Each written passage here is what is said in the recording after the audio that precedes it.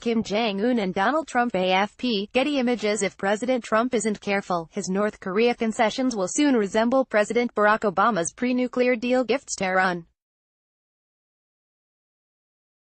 Trump denies ever making concessions to Pyongyang strongman Kim Jong-un. But last week the Pentagon announced the cancellation of the Vigilant Ace exercise, the annual winter drill America and South Korea jointly conduct to prepare for North Korean aggression. The Department of Defense said the exercise's suspension was done in support of Trump's Pyongyang diplomacy. So how's that going? Secretary of State Mike Pompeo went to Pyongyang 2 weeks ago for the fourth time.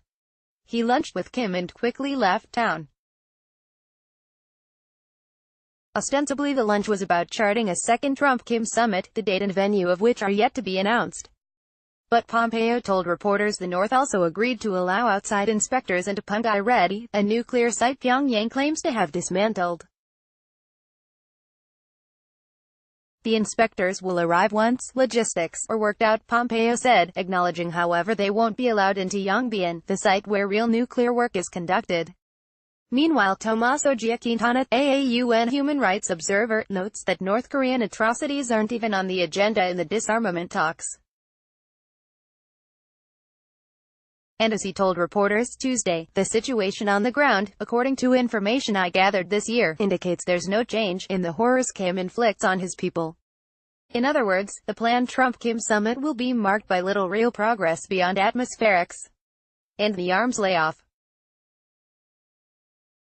The latest Pentagon's announcement resembled last spring's cancellation of the Ulchi Freedom Guardian drill, the summer joint exercise, on the eve of the Singapore summit. Not to be outdone, Seoul this week announced it and Pyongyang agreed to remove troops and arms from their border.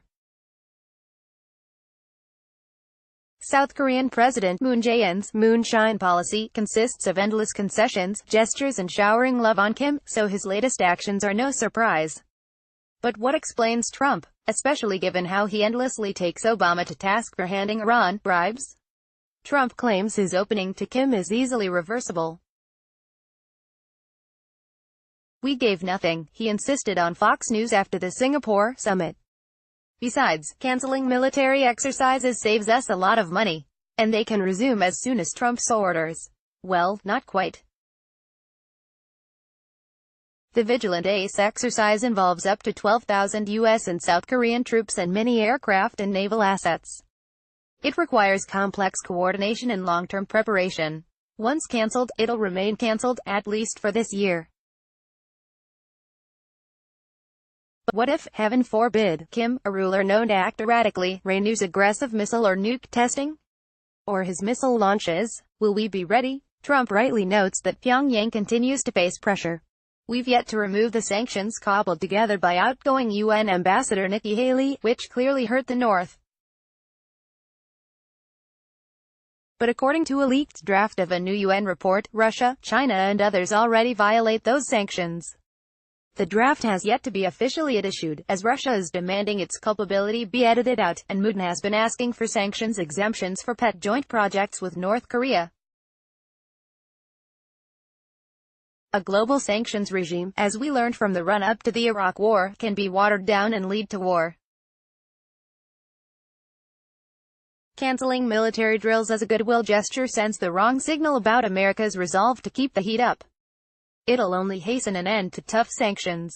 And remember, Trump actually favors pressuring adversaries by displaying military might. This week, the U.S. Navy concluded a high-profile display of defiance by sailing ships through the Taiwan Straits. Trump knew how much that would anger China but sought to signal America's commitment to freedom of navigation and to the defense of our ally, Taiwan. Sure, sometimes goodwill gestures could bolster diplomatic efforts, but Kim isn't versed in such nuances. Worse, we have little reliable intelligence about Pyongyang's goings-on, and what we do know is often colored by Seoul's increasingly rosy glasses. Trump rightly criticizes Obama's clumsy attempt to declaw Iran by showering it with gifts.